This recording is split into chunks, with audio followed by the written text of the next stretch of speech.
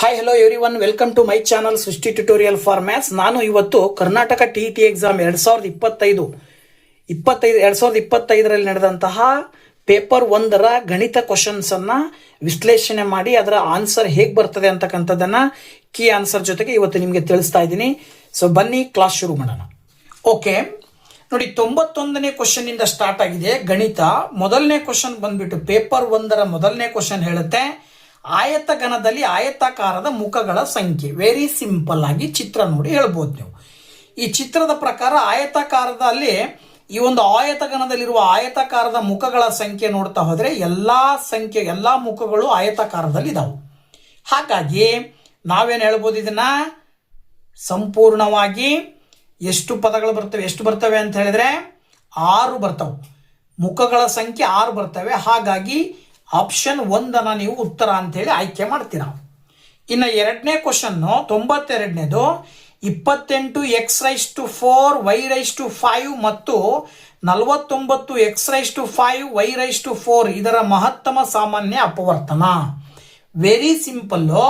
ಈ ಎರಡು ಪದಗಳಲ್ಲಿ 28 ಮತ್ತು 49 ಒಂದೇ ಸಂಖ್ಯೆಯಲ್ಲಿ ಯಾವ್ದು ಬರುತ್ತೆ ಮಗ್ಗಿನಲ್ಲಿ, ಒಂದೇ ಟೇಬಲ್ ನಲ್ಲಿ ಬರೋದು ಯಾವ್ದ್ರಲ್ಲಿ ಅಂದ್ರೆ 7ರ ಮಗ್ಗಿಲಿ ಬರುತ್ತೆ ನೋಡಿ. 7 4 28 ಅಂತ ಹೇಳ್ತೀವಿ.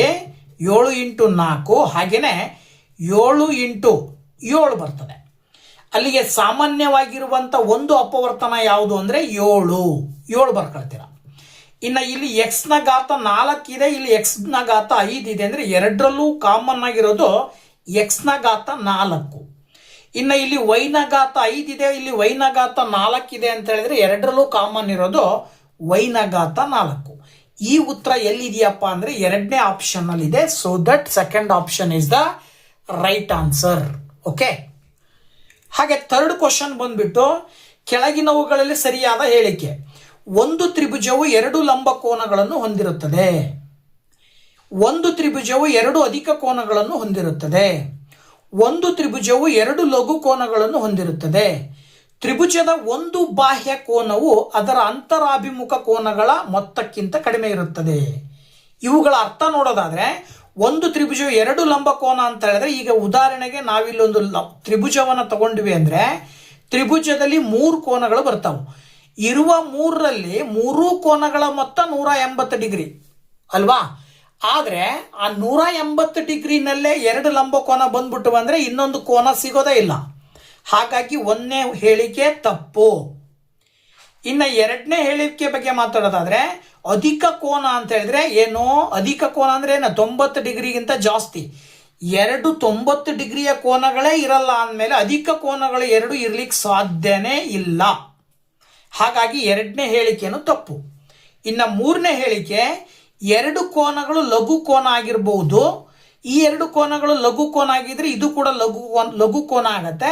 ಅಲ್ಲಿ 3 ಕೋನಗಳನ್ನ ಕೂಡಿದ್ರೆ 180 ಡಿಗ್ರಿ, ಅಂದ್ರೆ ಪ್ರತಿ ಕೋನಗಳು 90 ಡಿಗ್ರಿಗಿಂತ ಕಡಿಮೆ ಇರ್ತವೆ. ಆಗ ಪ್ರತಿ ಕೋನಗಳು 90 ಡಿಗ್ರಿಗಿಂತ ಕಡಿಮೆ ಇದ್ರೆ 3 ಕೋನಗಳ ಮೊತ್ತ 180 ಡಿಗ್ರಿ ಬರುತ್ತೆ. ಹಾಗಾಗಿ ನೀವು 3ನೇ ಆಪ್ಷನ್ ಅನ್ನು ಆಯ್ಕೆ ಮಾಡಬೇಕಾಗತ್ತೆ 93ನೇ ಕ್ವಶನ್ಗೆ. ಇನ್ನ 94ನೇ ಕ್ವಶನ್ಗೆ ಹೇಳೋದಾದ್ರೆ, 1 10⁻³ ಅದರ ಘಾತ 3 ಅಂತ ಕೊಟ್ಟಿದ್ದಾರೆ.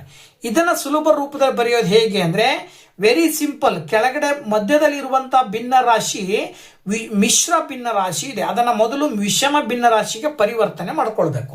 ಹೇಗೆ ಮಾಡ್ಕೊಳ್ಳೋದು ಅಂತ ಹೇಳಿದ್ರೆ, 10 1 10 3 13 ಡಿವೈಡೆಡ್ ಬೈ 10 ಅದನ್ನ ಪವರ್ 3 ಅಂತ ಬರೀತೀವಿ. ಈಗ ಇದನ್ನ ನೀವೇನ್ ಮಾಡ್ಬೋದು ಅಂತ ಹೇಳಿದ್ರೆ, 13ಅನ್ನ 3 ಸಾರಿ ಗುಣಿಸ್ಬೇಕು. 13ಅನ್ನ 3 ಸಾರಿ ಗುಣಿಸ್ಬೇಕು. 13 × 13 × 13 ಡಿವೈಡೆಡ್ ಬೈ 10ಅನ್ನ 3 ಸಾರಿ ಗುಣಿಸ್ಬೇಕು. 10 × 10 × 10. ಅಲ್ಲಿಗೆ ಬಂದಿರುವ ಉತ್ತರವನ್ನ ಮತ್ತೆ ವಿಷಮ ಭಿನ್ನ ರಾಶಿನಲ್ಲಿ ನೀವು ಬರೆದ್ರೆ 1,197 ಬರುತ್ತೆ ಉತ್ತರ. ಹಾಗಾಗಿ ನೀವು 3ನೇ ಆಪ್ಷನ್ ಅನ್ನ ಆಯ್ಕೆ ಮಾಡ್ತೀರಾ. ಓಕೆನಾ. ಇನ್ನ 95ನೇ ಕ್ವಶನ್, ಕೆಳಗೆ ಕೊಟ್ಟಿರುವಂತವುಗಳಲ್ಲಿ ರೇಖಾತ್ಮಕ ಸಮೀಕರಣ ಯಾವುದು ಅಂತ. ಇಲ್ಲಿ ರೇಖಾತ್ಮಕ ಸಮೀಕರಣ ಅಂತ ಹೇಳಿದ್ರೆ ಏನಾಗಿರ್ಬೇಕು ಅಂತ ಹೇಳಿದ್ರೆ, ಒಂದೇ ಘಾತಾಂಕವನ್ನು ಹೊಂದಿರಬೇಕು. ಒಂದು ಘಾತವನ್ನ ಹೊಂದಿದ್ರೆ ಅಂದ್ರೆ ಡಿಗ್ರಿ ಅಂತ ಹೇಳ್ತೀವಲ್ಲ, 1 ಡಿಗ್ರಿಯನ್ನ ಯಾವ್ದು ಹೊಂದಿರುತ್ತೋ ಅದು. ಇಲ್ಲಿ ನೋಡಿದ್ರೆ ಇದರ ಡಿಗ್ರಿ 2 ಅಂತ ಹೇಳಿದ್ರೆ ಇದು ವರ್ಗ ಸಮೀಕರಣ. ಇದನ್ನ ನೋಡಿದಾಗ 4x ಈ ಕಡೆ ಬಂದ್ರೆ 4x ಇಂಟು ಎಕ್ಸ್ ಮಾಡಿದ್ರೆ 4x² ಬರುತ್ತೆ. ಹಾಗಾಗಿ ಇದು ವರ್ಗ ಸಮೀಕರಣ. ಇನ್ನ ಈ ಕಡೆ ಇಲ್ಲಿ ಬಂದ್ರೆ ಇಲ್ಲೂ y ಇದೆ, ಇಲ್ಲೂ y ಇದೆ. ಗುಣಾಕಾರ ಮಾಡಿದ್ರೆ 2 4y ಪ್ಲಸ್ 3 ಬರುತ್ತೆ. ಈ ಕಡೆನೂ 4y, ಈ ಕಡೆನೂ 4y ಕ್ಯಾನ್ಸಲ್ ಆಗ್ಬಿಟ್ರೆ ಇಲ್ಲಿ ಯಾವುದೇ ಚರಾಕ್ಷರನೇ ಉಳಿಯೋದಿಲ್ಲ, ವೇರಿಯಬಲ್ ಉಳಿಯೋದೇ ಇಲ್ಲ. ಹಾಗಾಗಿ ನಾವು ಇಲ್ಲಿ ಏನ್ ಮಾಡ್ಬೇಕಾಗತ್ತೆ, 2x ಮತ್ತೆ 5x ಅನ್ನ ತಗೊಂಡಾಗ 5x ಈ ಕಡೆ ಬಂದ್ರೆ ನೋಡಿ ಇಲ್ಲಿ 2x minus 5x is equal to 6 plus 3 ಬರುತ್ತೆ. 2x ನಲ್ಲಿ 5x ಅನ್ನ ಕಳೆದ್ರೆ ನಿಮಗೆ 3x is equal to 6 plus 3 9 ಬರುತ್ತೆ. ಅಲ್ಲಿಗೆ ಇಲ್ಲಿ ಒಂದು ಚರಾಕ್ಷರ ಉಳ್ಕೊಳ್ಳುತ್ತೆ. ಇದರ ಕೋನ ಅಥವಾ ಘಾತ ಬಂದು 1 ಡಿಗ್ರಿಯನ್ನ 1 ಅಂತ ಹೇಳ್ತೀವಿ. ಸೊ 1 ಡಿಗ್ರಿಯನ್ನ ಹೊಂದಿರೋದ್ರಿಂದ ನೀವು ಆಪ್ಷನ್ 2 ಆಯ್ಕೆ ಮಾಡಬೇಕಾಗತ್ತೆ ಉತ್ತರ ಅಂತೇಳಿ. ಓಕೆನಾ? ಇನ್ನು 96ನೇ ಕ್ವಶನ್, 150 ಮತ್ತು ಅದಕ್ಕೆ ಸಮೀಪದ ಪೂರ್ಣ ವರ್ಗ ಸಂಖ್ಯೆಯ ನಡುವಿನ ವ್ಯತ್ಯಾಸ ಅಂತ ಕೇಳಿದ್ದಾರೆ. ವೆರಿ ಡೆಡ್ ಈಸಿಲಿ ಏನ್ ಮಾಡಬಹುದು, 150ಕ್ಕೆ ಅದರ ಸಮೀಪದ ವರ್ಗ ಸಂಖ್ಯೆ ಯಾವ್ದು ಬರುತ್ತೆ, 150ಕ್ಕೆ ಸಮೀಪದ ವರ್ಗ ಸಂಖ್ಯೆ ಯಾವ್ದು ಬರುತ್ತೆ ಅಂತ ನೋಡಿದ್ರೆ 150ರ ಸಮೀಪದ ವರ್ಗ ಸಂಖ್ಯೆ 12ರ ವರ್ಗ. 12ರ ವರ್ಗ ಎಷ್ಟು ಬರುತ್ತೆ ಅಂದ್ರೆ 144 ಬರುತ್ತೆ. ಸೊ ಇದಕ್ಕೆ ಹತ್ತಿರದ ಸಂಖ್ಯೆ ಅಂದ್ರೆ ವರ್ಗ ಸಂಖ್ಯೆ ಅದೇ. ಸೊ 150ರಲ್ಲಿ 144 ಕಳೆದ್ರೆ ನೀವು 6 ಬರುತ್ತೆ. ಅವ್ರು ಕೇಳಿರೋದು ಅದೇ, 150 ಮತ್ತು ಅದಕ್ಕೆ ಸಮೀಪದ ಪೂರ್ಣ ವರ್ಗ ಸಂಖ್ಯೆಯ ನಡುವಿನ ವ್ಯತ್ಯಾಸ 6. ಹಾಗಾಗಿ ನೀವು 4ನೇ ಆಪ್ಷನ್ ಅನ್ನು ಆಯ್ಕೆ ಮಾಡ್ತೀರಾ. ಇನ್ನು 97ನೇ ಕ್ವಶನ್ನು, ಒಂದು ವೃತ್ತಕ್ಕೆ ಒಂದು ಬಾಹ್ಯ ಬಿಂದುವಿನಿಂದ ಎಳೆಯಬಹುದಾದ ಗರಿಷ್ಠ ಸ್ಪರ್ಶಕಗಳ ಸಂಖ್ಯೆ. ನೋಡಿ, ಒಂದು ವೃತ್ತಕ್ಕೆ, ಇಲ್ಲೊಂದು ವೃತ್ತ ಇದೆ ಅಂತ ಹೇಳಿದ್ರೆ ಈ ವೃತ್ತಕ್ಕೆ ಬಾಹ್ಯ ಬಿಂದುವಿನಿಂದ ಎಷ್ಟು ಸ್ಪರ್ಶಕಗಳನ್ನು ಎಳಿಬಹುದು ಅಂತ ಹೇಳಿದ್ರೆ ಈ ಕಡೆ ಒಂದು ಸ್ಪರ್ಶಕ, ಈ ಕಡೆ ಒಂದು ಸ್ಪರ್ಶಕ, 2 ಸ್ಪರ್ಶಕಗಳನ್ನು ಎಳಿಬಹುದು. ಇನ್ನು ಒಂದು ಎಕ್ಸ್ಟ್ರಾ ಸ್ಪರ್ಶಕ ಎಳೆದ್ರೂ ಕೂಡ ಅದು ಏನಾಗತ್ತೆ, ಆ 2 ಸ್ಪರ್ಶಕಗಳ ಮೇಲೇನೆ ಹೋಗುತ್ತೆಯೇ ಹೊರತು ಅಥವಾ ಹೊರಗಡೆ ಹೋಗುತ್ತೆ. ಒಂದ ಸರ್ಕಲ್ನ ಯಾವ ಬಿಂದುವನ್ನು ಟಚ್ ಆಗಲ್ಲ ಅಥವಾ ಟಚ್ ಆಗೋದ್ರ ಮುಖಾಂತರ ಸರ್ಕಲ್ನ ಮುಖಾಂತರ ಪಾಸ್ ಆಗ್ಬಿಡುತ್ತೆ. ಹಾಗಾಗಿ ಒಟ್ಟು ಗರಿಷ್ಠ ಸಂಖ್ಯೆಗಳನ್ನು ಎಷ್ಟು ಸ್ಪರ್ಶಕಗಳನ್ನು ಹಾಕ್ಬಹುದು ಅಂದ್ರೆ 2. ಹಾಗಾಗಿ 3ನೇ ಆಪ್ಷನ್ ಅನ್ನ ನೀವು ಆಯ್ಕೆ ಮಾಡ್ತೀರಾ. ನೆಕ್ಸ್ಟ್ 98ನೇ question, 4y² minus 3y³ plus 9y⁻7 ಈ ಬಹುಪದೋಕ್ತಿಯ ಡಿಗ್ರಿ ಕೇಳಿದ್ದಾರೆ. Very simple. ನಾನು ಈಗ ತಾನೇ ಡಿಸ್ಕಷನ್ ಮಾಡಿದ್ವಿ. ಇದರಲ್ಲಿ ಯಾವ ಚರಾಕ್ಷರಕ್ಕೆ ಜಾಸ್ತಿ ಘಾತಾಂಕ ಇರುತ್ತೋ ಅದನ್ನು ನಾವು ಡಿಗ್ರಿ ಅಂತ ಹೇಳ್ತೀವಿ. ಜಾಸ್ತಿ ಇರೋದು ವೈನ ಚರಾಕ್ಷರಕ್ಕೆ ಬೆಲೆ ಪವರ್ ಬಂದ್ಬಿಟ್ಟು 7 ಇದೆ. ಇದರ ಅರ್ಥ ಈ ಒಂದು ಬಹುಪದೋಕ್ತಿಯ ಡಿಗ್ರಿ 7. ಆಪ್ಷನ್ 2 ಆಯ್ಕೆ ಮಾಡ್ತೀರಾ. 19ನೇ 7 ಇದರ ಸಮನಾದ ಭಾಗಲಬ್ಧ ಸಂಖ್ಯೆ ಅಂತ ಕೊಟ್ಟಿದ್ದಾರೆ. ಸೊ ಇದರ ಸಮನಾದ ಭಾಗಲಬ್ಧ ಸಂಖ್ಯೆ ಅಂತ ಹೇಳಿದ್ರೆ 19ನೇ 7 ನೀವು ಸ್ವಲ್ಪ ಅಬ್ಸರ್ವ್ ಮಾಡಿದ್ರೆ 7ಕ್ಕೆ ಸಾಮಾನ್ಯವಾಗಿ 2 ಛೇದ ಮತ್ತು ಅಂಶಗಳನ್ನ ಗುಣಾಕಾರ ಮಾಡಿದ್ರೆ ಈ ಕೆಳಗಿನ ಯಾವ್ದು ಉತ್ತರ ಬರುತ್ತೆ ಅಂತ ನೋಡೋದಾದ್ರೆ 7 2 14 ಇಲ್ಲೆಲ್ಲಾರು ಇದೆಯಾ, ಇದೆ. ಬಟ್ 19 2 38 ಬರುತ್ತೆ, ಛೇದದಲ್ಲಿ 57 ಇದೆ. ಸೊ ಇದು ಬರಲ್ಲ. ಇನ್ನು 7 3 21 ಇಲ್ಲೆಲ್ಲಾದ್ರೂ ಇದೆಯಾ ಅಂದ್ರೆ ಇಲ್ಲಿದೆ 21. 19 3 57 ಬರುತ್ತೆ. ಸೊ ಇಲ್ಲಿದೆ. ಹಾಗಾಗಿ ನೀವು 3ನೇ ಆಪ್ಷನ್ ಅನ್ನ ಆಯ್ಕೆ ಮಾಡ್ತೀರಾ 99ನೇ ಕ್ವಶನ್ಗೆ. ಇನ್ನು 100ನೇ ಕ್ವಶನ್ ನೋಡಿದ್ರೆ ಇದರ ಬೆಲೆ ವೆರಿ ಸಿಂಪಲ್ ಆಗಿರುವಂತ ಆನ್ಸರ್ನ ಕಂಡುಹಿಡಿಬಹುದು ನೀವು. ಹೇಗೆ ಅಂತ ಹೇಳಿದ್ರೆ minus into minus plus, plus into minus minus, minus into minus plus. ಮೊದಲು ಈ ಎಲ್ಲಾ ಸಂಖ್ಯೆಗಳನ್ನು ಗುಣಿಸಿದಾಗ ಫೈನಲಿ ಚಿಹ್ನೆ ಪ್ಲಸ್ ಬರುತ್ತೆ. ಸೊ ಪ್ಲಸ್ ಇರೋ 2 ಇದಾವೆ ಆಪ್ಷನ್. ಇನ್ನ ಗುಣಾಕಾರ ಮಾಡಿದ್ರೆ 6 3 18, 18 2 36, 36 1 36. ಆಪ್ಷನ್ 2 ಸರಿಯಾದ ಉತ್ತರ ಆಗತ್ತೆ. ಓಕೆನಾ? 101ನೇ ಕ್ವಶನ್, 2,-5 ಬಿಂದುವು ಕಾರ್ಟೇಸಿಯನ್ ಸಮತಲದ ಈಚ್ ಚತುರ್ಥಕದಲ್ಲಿ ಬರುತ್ತದೆ. Very simple. ನೀವೇನ್ ಮಾಡ್ರಿ ಅಂತ ಹೇಳಿದ್ರೆ ಈ ರೀತಿ 2 ಅಕ್ಷಗಳು, ಇದೊಂದು ಎಕ್ಸ್ ಅಕ್ಷ, ಇದು ವೈ ಅಕ್ಷ ಅಂತ ತಗೊಂಡ್ರೆ ಈ ಕಡೆ ಪ್ಲಸ್ ಚಿಹ್ನೆಗಳು ಬರ್ತವೆ, ಈ ಕಡೆ ಮೈನಸ್ ಚಿಹ್ನೆಗಳು ಬರ್ತವೆ. ಸಂಖ್ಯೆಗಳಿಗೆ ಮೇಲ್ಗಡೆನು ಪ್ಲಸ್ ಚಿಹ್ನೆಗಳು ಬರ್ತವೆ, ಕೆಳಗಡೆನು ಮೈನಸ್ ಚಿಹ್ನೆಗಳು ಬರ್ತವೆ. ನೋಡಿದಾಗ ಇಲ್ಲಿ ಪ್ಲಸ್ ಕಾಮ ಪ್ಲಸ್ ಬರುತ್ತೆ. ಇದನ್ನು ಮೊದಲನೇ ಚತುರ್ಥಕ ಅಂತ ಕರಿತೀವಿ. ಇಲ್ಲಿ ಮೈನಸ್ ಕಾಮ ಪ್ಲಸ್ ಬರುತ್ತೆ, ಇದು 2ನೇ ಚತುರ್ಥಕ. ಕೆಳಗಡೆ ಮೈನಸ್ ಕಾಮ ಮೈನಸ್ ಬರುತ್ತೆ, ಮೂರನೇ ಚತುರ್ಥಕ. ನಾಲ್ಕನೇ ಚತುರ್ಥಕ ಏನ್ ಬರುತ್ತೆ ಅಂತ ಹೇಳಿದ್ರೆ ಪ್ಲಸ್ ಕಾಮ ಮೈನಸ್ ಬರುತ್ತೆ, ಇದು ನಾಲ್ಕನೇ ಚತುರ್ಥಕ. ನಿಮಗೆ ಕೊಟ್ಟಿರೋದು ಪ್ಲಸ್ ಕಾಮ ಮೈನಸ್ ಅಂತ ಹೇಳಿದ್ರೆ ಪ್ಲಸ್ ಕಾಮ ಮೈನಸ್ ಯಾವ ಚತುರ್ಥಕದಲ್ಲಿ ಬರುತ್ತೆ? ನಾಲ್ಕನೇ ಚತುರ್ಥಕದಲ್ಲಿ ಬರುತ್ತೆ. ಹಾಗಾಗಿ ಆಪ್ಷನ್ 4 ಉತ್ತರ ಅಂತೇಳಿ ಆಯ್ಕೆ ಮಾಡ್ತೀರಾ. ಇನ್ನು ಕೆಳಗಡೆ ಚಿತ್ರ ಕೊಟ್ಬಿಟ್ಟು ಚಿತ್ರದಲ್ಲಿ AGH ನ ವ್ಯಾಲ್ಯೂ ಕೊಟ್ಟಿದ್ದಾರೆ 50 ಡಿಗ್ರಿ. ಸೊ ಇದು 50 ಡಿಗ್ರಿ ಇದೆ ಅಂತ ಹೇಳಿದ್ರೆ ನಮಗೆ ಗೊತ್ತು ಈ ಎರಡು ಕೋನಗಳ ಮೊತ್ತ 180 ಡಿಗ್ರಿ ಇರುತ್ತೆ. 50ಕ್ಕೆ 130 ಕೂಡಿದ್ರೆ 180 ಡಿಗ್ರಿ ಆಯ್ತು. ಹಾಗಾಗಿ ಇದು 130 ಡಿಗ್ರಿ. ಇದು 130 ಡಿಗ್ರಿ ಇರುತ್ತೆ ಅಂದ್ರೆ ಇದು ಹೊರ ಕೋನ, ಈ ಎರಡು ಕೋನಗಳು 130 ಡಿಗ್ರಿ ಇರ್ತಾವೆ. ಇದು 130 ಇದೆ ಅಂದ್ರೆ ಇದು ಕೂಡ 50 ಡಿಗ್ರಿ ಇರುತ್ತೆ. ಅಥವಾ ಇಲ್ಲಿ ನೀವು ಆಲ್ಟರ್ನೇಟ್ ಆಂಗಲ್ ನ ರೂಪದಲ್ಲಿ ತಗೊಂಡ್ರೆ ಇದು 50 ಡಿಗ್ರಿ ಇದೆ ಅಂದ್ರೆ ಇದು ಕೂಡ 50 ಡಿಗ್ರಿ ಇರುತ್ತೆ. ಹಾಗಾಗಿ DHF ಯಾವುದೋ DHF ನ ಕೋನ 130 ಡಿಗ್ರಿ ಅಂತೇಳಿ ಹೇಳಬೇಕು. ಆಪ್ಷನ್ 3ರಲ್ಲಿ ಇರ್ತಕ್ಕಂಥ ಉತ್ತರವನ್ನ ಆಯ್ಕೆ ಮಾಡ್ತೀರಾ. ಹಾಗೆ 103ನೇ ಕ್ವಶನ್, ಕೊಟ್ಟಿರುವ ಚಿತ್ರದಲ್ಲಿ ABCD ಒಂದು ವಜ್ರಾಕೃತಿಯಾಗಿದೆ. ಹಾಗೆ AB ಯ ಬೆಲೆ 2x+3, AD ಯ ಬೆಲೆ 3x-2 ಆದಾಗ x ನ ಬೆಲೆ ಅಂತ ಕೇಳಿದ್ದಾರೆ. Very simple. ಇದು ವಜ್ರಾಕೃತಿ ಆಗಿರೋದ್ರಿಂದ ಈ ವಜ್ರಾಕೃತಿಯ ಅಕ್ಕಪಕ್ಕದ ರೇಖೆಗಳು, ಗೆರೆಗಳು ಸಮ ಇರ್ತವೆ ಅಂತ ಹೇಳ್ತೀವಿ ನಾವು. ಇದರ ಆಧಾರದ ಮೇಲೆ ನಾವೇನ್ ಹೇಳ್ಬೋದು, 3x-2 2x+3 ಅಂತ ತಗೊಳ್ತೀವಿ. 3x ಅನ್ನ 2x ಅನ್ನ ಈ ಕಡೆ ತಗೊಂಡ್ಬಂದ್ರೆ -2x ಆಗತ್ತೆ, ಅಲ್ಲಿಗೆ x ಅಂತ ಉಳ್ಕೊಳ್ಳುತ್ತೆ. -2 ಈ ಕಡೆ ಬಂದ್ರೆ ಪ್ಲಸ್ ಆಗತ್ತೆ, 3ಕ್ಕೆ 2 ಕೂಡಿದ್ರೆ 5. ಉತ್ತರ ಏನು ಬಂತು? x ನ ಬೆಲೆ 5. ನೋಡಿ ಎಷ್ಟು ಸುಲಭವಾಗಿ ಕ್ವಶನ್ಸ್ ಅನ್ನ ಕೊಟ್ಟಿದ್ದಾರೆ ಈ ಒಂದು TET ಎಕ್ಸಾಮ್ಗೆ. ಇನ್ನ 4ನೇ ಕ್ವಶನ್, 104ನೇ ಕ್ವಶನ್, 28 ಸೆಂಟಿಮೀಟರ್ ತ್ರಿಜ್ಯವನ್ನು ಹೊಂದಿರುವಂತ ಒಂದು ವೃತ್ತದ ತ್ರಿಜ್ಯಾಂತರ ಖಂಡದಲ್ಲಿನ ಕೇಂದ್ರದ ಕೋನ 45 ಡಿಗ್ರಿ ಆದರೆ ಆ ಒಂದು ತ್ರಿಜ್ಯಾಂತರ ಖಂಡವು ಹೊಂದಿರುವ ಕಂಸದ ಉದ್ದ. ವೆರಿ ಸಿಂಪಲ್ ಆಗಿರ್ತಕ್ಕಂಥದ್ದು. ನೀವಿಲ್ಲಿ ಇದು ಒಂದು ಸರ್ಕಲ್ ಅಂತ ಹೇಳಿದ್ರೆ ಇಲ್ಲಿ ಈ ತರ ಕೊಟ್ಟಿದ್ದಾರೆ ಅಂತ ಹೇಳಿದ್ರೆ ಈ ಕೋನವನ್ನು ಕೊಟ್ಟಿದ್ದಾರೆ ಎಷ್ಟಂತೆ 45 ಡಿಗ್ರಿ. ಹಾಗಾದ್ರೆ ಇದರ ಉದ್ದ ಎಷ್ಟು ಅಂತೇಳಿ ಸೂತ್ರ ಇದೆ ನಮಗೆ. ಸೂತ್ರ ಏನ್ ಹೇಳುತ್ತೆ ಅಂದ್ರೆ θ/360 × 2πr ಅಂತ ಕಂಸದ ಒಂದು ಉದ್ದ ಕಂಡುಹಿಡಿಯುವ ಸೂತ್ರ. ಈ ಸೂತ್ರಕ್ಕೆ ಬೆಲೆಗಳನ್ನ ಹಾಕಿದ್ರಿ ಅಂತ ಹೇಳಿದ್ರೆ θ ಅಂತ ಹೇಳಿದ್ರೆ 45 degree divided by 360 into 2 into π ಅಂದ್ರೆ 22/7. ತ್ರಿಜ್ಯವನ್ನ ಏನಂತ ಕೊಟ್ಟಿದ್ದಾರೆ? 28. ನೋಡಿ ಇಲ್ಲಿ ನೀವು ಗುಣಾಕಾರ ಮಾಡಿದಾಗ 7 4 28 ಬರುತ್ತೆ. 45ರಿಂದ 360 ಭಾಗಾಕಾರ ಮಾಡಿದ್ರೆ 8 ಮಾಡಿದ್ರೆ 45 8 360 ಬರುತ್ತೆ. ಇನ್ನು 4 1 4 2 2 ಕ್ಯಾನ್ಸಲ್ ಆಗಿ 22/7 ಉಳ್ಕೊಳ್ಳುತ್ತೆ. 22 ಉಳ್ಕೊಳ್ಳುತ್ತೆ. ಅಲ್ಲಿಗೆ ನೀವು ಕಂಪ್ಲೀಟ್ ಆಗಿ ಸಾಲ್ವ್ ಮಾಡಿದಾಗ ಫೈನಲ್ ಆನ್ಸರ್ 22 ಬರ್ತಾ ಇದೆ ಅಂದ್ರೆ ಆಪ್ಷನ್ 2 ಉತ್ತರ ಅಂತೇಳಿ ಆಯ್ಕೆ ಮಾಡ್ತೀರಾ.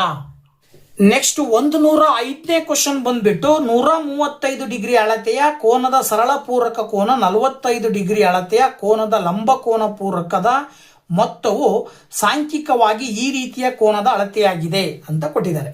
ಏನ್ ಹೇಳ್ಬೋದು ಇಲ್ಲಿ ಅಂತ ಹೇಳಿದ್ರೆ, ಒಂದು 135 ಡಿಗ್ರಿ ಇದೆ, ಅದರ ಸರಳ ಪೂರಕ ಕೋನ ಏನಾಗತ್ತೆ ಅಂದ್ರೆ 180ರಲ್ಲಿ 135 ಕಳಿಬೇಕು ನೀವು. ಸೊ 180ರಲ್ಲಿ 135 ಕಳೆದ್ರಿ ಅಂತ ಹೇಳಿದ್ರೆ ಎಷ್ಟು ಬರುತ್ತೆ? 45 ಡಿಗ್ರಿ ಬರುತ್ತೆ. ಓಕೆನಾ? ಹಾಗೇನೆ 45 ಅಳತೆಯ ಕೋನದ ಲಂಬ ಕೋನ ಯಾವುದು? ಅದು 90 ಡಿಗ್ರಿ ಬರಬೇಕು ಅಂದ್ರೆ 45 ಡಿಗ್ರಿಗೆ ಎಷ್ಟು ಸೇರಿಸ್ಬೇಕು? ಮತ್ತೆ ಇನ್ನು 45 ಡಿಗ್ರಿ ಸೇರಿಸ್ಬೇಕು. ಟೋಟಲ್ ಎಷ್ಟಾಯ್ತು? 90 ಡಿಗ್ರಿ ಆಯ್ತು. ಅದೇನಾಗಿರುತ್ತೆ ಹಂಗಾರೆ 90 ಡಿಗ್ರಿ ಅನ್ನೋದನ್ನ ಲಂಬ ಕೋನ ಅಂತ ಕರಿತೀವಿ. 4ನೇ ಆಪ್ಷನ್ ಅನ್ನು ಆಯ್ಕೆ ಮಾಡ್ತೀರಾ ಉತ್ತರ ಅಂತ ಹೇಳಿ. ಹಾಗೇನೆ 106ನೇ ಕ್ವಶನ್, ರೇಖೆ ಕೊಟ್ಟಿದ್ದಾರೆ. ರೇಖೆಯಲ್ಲಿ 4 ಬಿಂದುಗಳಿದ್ದಾವೆ. ಈ 4 ಬಿಂದುಗಳಲ್ಲಿ AC ಮತ್ತೆ BD ಸಮ ಅಂತ ಹೇಳಿದ್ದಾರೆ.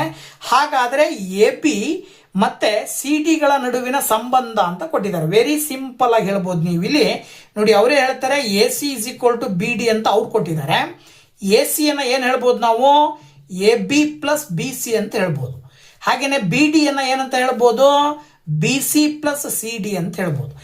ಲೆಫ್ಟ್ ಸೈಡ್ ರೈಟ್ ಸೈಡ್ ಅಲ್ಲಿ ಇರುವ BC ಕ್ಯಾನ್ಸಲ್ ಆಗುತ್ತಲ್ವಾ? So left side right side ಅಲ್ಲಿ BC ಕ್ಯಾನ್ಸಲ್ ಆಗ್ಬಿಡ್ತು ಅಂದ್ರೆ ABಗೆ ಈ ಕಡೆ ಏನು ಉಳಿತದೆ? CD ಉಳಿತದೆ. ಅಂದ್ರೆ ಆಪ್ಷನ್ 2 ಉತ್ತರ ಅಂತೇಳಿ ಆಯ್ಕೆ ಮಾಡ್ತೀರಾ. ಸೊ ಅದೇ ರೀತಿ 107ನೇ ಕ್ವಶನ್ನು 0.54 ಮೇಲ್ಗಡೆ ಬಾರ್ ಕೊಟ್ಟಿದ್ದಾರೆ. ಇದನ್ನ P/Q ಫಾರ್ಮಲ್ ಬರೆದ್ರೆ ಏನಾಗತ್ತೆ ಅಂತೇಳಿ. ಇದರ ಅರ್ಥ 0.545454 ಇದು ಕಂಟಿನ್ಯೂ ಆಗತ್ತೆ. ಇದನ್ನ ನಾವು ಭಿನ್ನರಾಶಿಯ ರೂಪದಲ್ಲಿ P/Q ರೂಪದಲ್ಲಿ ಬರೆದಾಗ ಅದರ ಉತ್ತರ 11ನೇ R ಬರುತ್ತೆ. ಓಕೆನಾ? ಹಾಗೆ 108ನೇ ಕ್ವಶನ್, ಒಂದು ಸಂಖ್ಯೆ 3ನೇ ಒಂದಕ್ಕೆ ಅದರ 5ನೇ ಒಂದನ್ನು ಕೂಡಿದರೆ 32 ಬರುತ್ತದೆ, ಹಾಗಾದರೆ ಆ ಸಂಖ್ಯೆ ಅಂತ ಕೇಳಿದ್ದಾರೆ. Very simple. ಒಂದು ಸಂಖ್ಯೆಯನ್ನ ನಾವು ಎಕ್ಸ್ ಅಂತ ತಗೊಳ್ಳೋಣ. ಎಕ್ಸ್ ಇಂಟು 3ನೇ ಒಂದಕ್ಕೆ ಅದರ 5ನೇ ಒಂದು ಅಂತ ಹೇಳಿದ್ರೆ ಎಕ್ಸ್ ಇಂಟು 5ನೇ ಒಂದನ್ನು ಸೇರಿಸಿದ್ರೆ 32 ಬರುತ್ತೆ ಅಂತ ಅವರೇ ಕೊಟ್ಟಿದ್ದಾರೆ.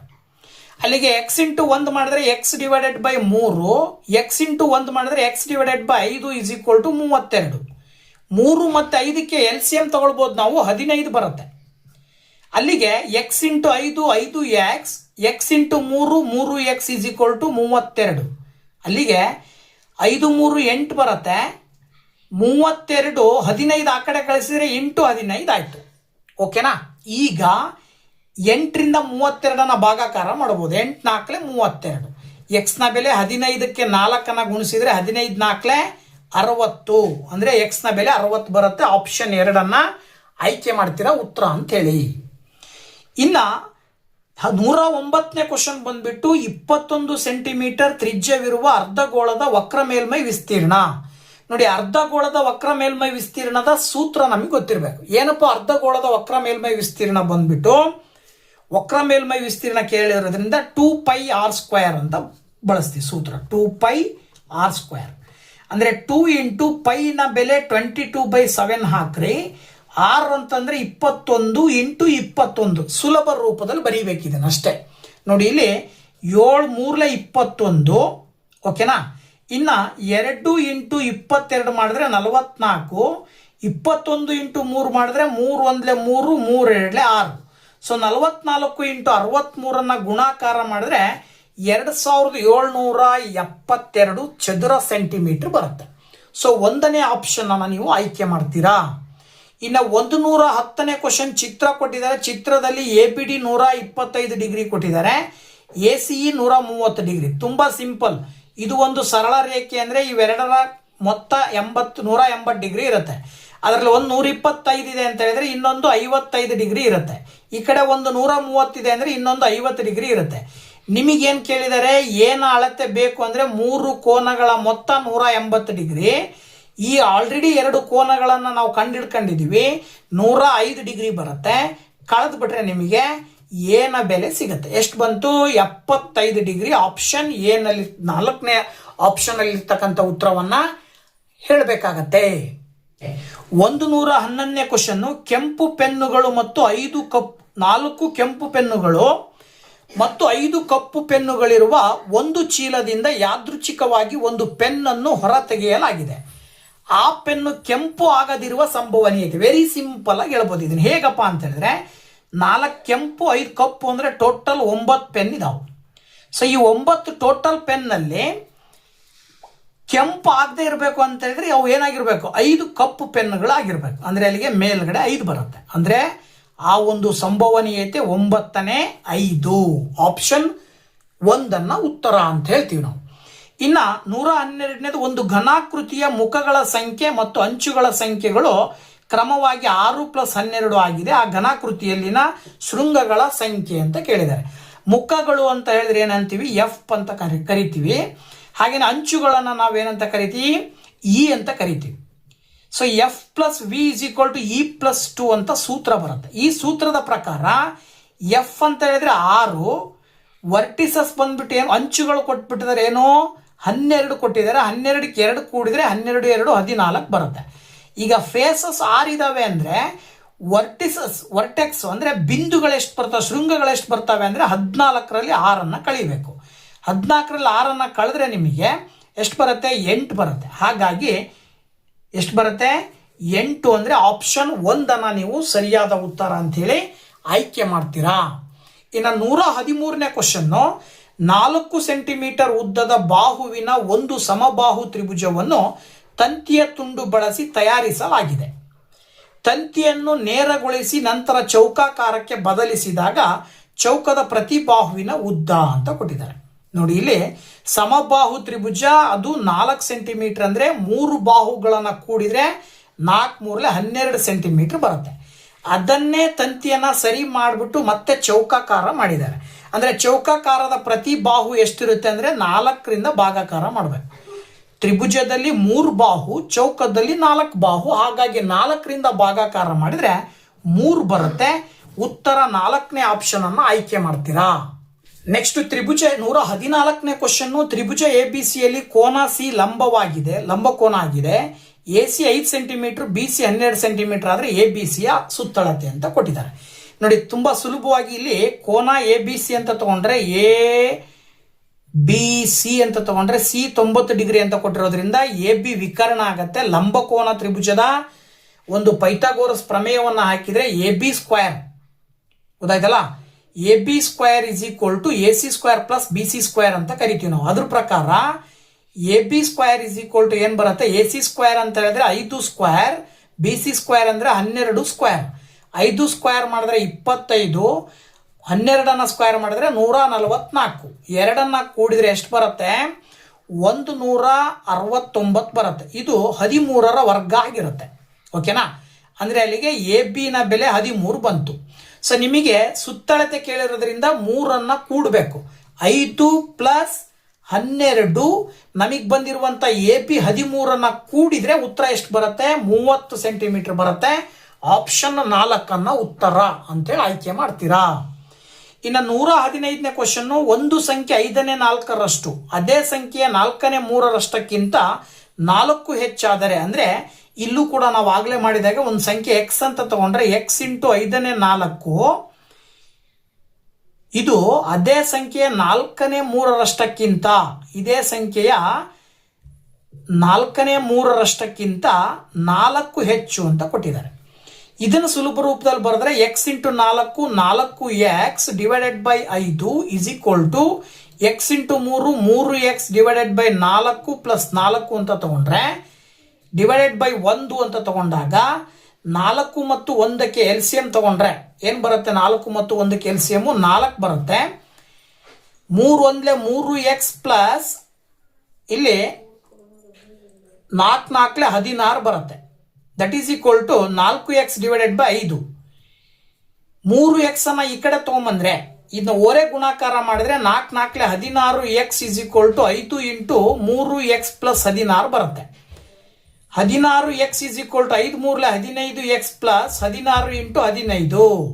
ಓಕೆನಾ, 16ರಲ್ಲಿ 15 ಕಳೆದ್ರೆ ನಿಮಗೆ x ಬರುತ್ತೆ. x is equal to 16 into 15 ಗುಣಾಕಾರ ಮಾಡ್ತೀರಾ. 16 ಇಂಟು 15 ಗುಣಾಕಾರ ಮಾಡಿದ್ರೆ 80 ಬರುತ್ತೆ. So that answer 80. 115ನೇ ಕ್ವಶನ್ಗೆ 3 ಆಪ್ಷನ್ ಸರಿಯಾದ ಉತ್ತರ ಆಗಿರುತ್ತೆ. ಇನ್ನು 116ನೇದು 14 ಸೆಂಟಿಮೀಟರ್ ಸುತ್ತಳತೆ ಇರುವ ಒಂದು ಆಯತವನ್ನು ರಚಿಸಿ. 14 ಸೆಂಟಿಮೀಟರ್ ಸುತ್ತಳತೆ ಇರುವ ಒಂದು ಆಯತ ರಚಿಸಿ ಅಂತ ವಿದ್ಯಾರ್ಥಿಗಳಿಗೆ ಕೇಳಿದ್ರೆ ಇದು ಹೊಂದಿರುವ ಪ್ರಶ್ನೆಯ ವಿಧ ಯಾವ ಒಂದು ಪ್ರಶ್ನೆಯನ್ನು ಹೊಂದಿದೆ, ರಚಿಸಿ ಅಂತ ಕೊಟ್ಟಿರೋದ್ರಿಂದ ಇಲ್ಲಿ ಏನ್ ಹೇಳ್ಬೋದು ನಾವು ಅಂತ ಹೇಳಿದ್ರೆ ಅವ್ರು ತಗೊಂಡಿರುವ ಪ್ರಶ್ನಾ ವಿಧ ಅಂತೇಳಿ ನಾವು ಹೇಳ್ಬೋದು. ಓಕೆನಾ, ರಚನೆ ಮಾಡಬೇಕಾಗಿರೋದ್ರಿಂದ. ಇನ್ನು 117ನೇ ಕ್ವಶನ್ಗೆ ನಾವೇನ್ ಹೇಳ್ಬೋದು ಅಂದ್ರೆ ವಿಚಾರಗಳ ನಡುವಿನ ಸಹಸಂಬಂಧದ ಮೂಲಕ ವಿಷಯಾಂಕವನ್ನು ಅನ್ವೇಷಿಸುವ ಬೋಧನಾ ಪ್ರಕ್ರಿಯೆಯನ್ನ ಊಹಾ ಕಲ್ಪನೆ ಅಂತ ಹೇಳ್ತೀವಿ. ತಿಳಿದಿರುವ ಕಡೆಯಿಂದ ತಿಳಿಯದಿರುವ ವಿಷಯದ ಕಡೆಗೆ ಸಾಗುವ ಗಣಿತದ ಬೋಧನಾ ವಿಧಾನವನ್ನು ನಾವು ಏನಂತ ಕರಿತೀವಿ, ಅನುಗಮನ ವಿಧಾನ ಅಂತ ಕರಿತೀವಿ. ಇನ್ನು 5E ಕಲಿಕಾ ಮಾದರಿ ಬಳಸಿ ಗಣಿತ ಪಾಠಗಳನ್ನು ಅನುಕೂಲಿಸುವ ಸಂದರ್ಭದಲ್ಲಿ ವಿದ್ಯಾರ್ಥಿಗಳು ತಮ್ಮ ಅನುಭವವನ್ನು ಹಂಚಿಕೊಳ್ಳುವ ಮತ್ತು ಸಂವಹನಿಸುವ ಹಂತವನ್ನ ವಿವರಿಸುವ ಹಂತ ಅಂತ ಕರಿತೀವಿ. ಇನ್ನು ಪ್ರಾಥಮಿಕ ಹಂತದ ಗಣಿತ ಕಲಿಕೆಯಲ್ಲಿ ಸೇರಿಸಿರುವ ಸಂಗತಿಯನ್ನು ನಾವಿಲ್ಲಿ ಭಾಷಾ ಬೆಳವಣಿಗೆ ಅಂತ ಹೇಳ್ಬಿಟ್ಟು ಕರಿತೀವಿ. ಓಕೆನಾ, ಸೊ ಈ ಒಂದು ವಿಡಿಯೋದಲ್ಲಿ ಗಣಿತಕ್ಕೆ ಸಂಬಂಧಪಟ್ಟಂತೆ ಪೇಪರ್ 1ರ 30 ಪ್ರಶ್ನೆಗಳನ್ನ ಅದರ ಉತ್ತರಗಳನ್ನ ವಿಶ್ಲೇಷಣೆ ಮಾಡಿದ್ದೀನಿ. ಸೊ ದಯವಿಟ್ಟು ವಿಡಿಯೋ ಇಷ್ಟ ಆದರೆ ಲೈಕ್ ಮಾಡಿ, ಶೇರ್ ಮಾಡಿ ಮತ್ತೆ ಕಮೆಂಟ್ ಮಾಡಿ ಅಂತ ಹೇಳ್ತಾ thank you very much. Bye bye.